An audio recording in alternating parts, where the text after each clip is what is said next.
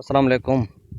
हदीस में आता है कि एक जहन्नमी को जहन्नम से निकाल कर अल्लाह की बारगाह में पेश किया जाएगा। अल्लाह ताला उससे पूछेगा, तूने अपनी आरामगाह कैसे पाई?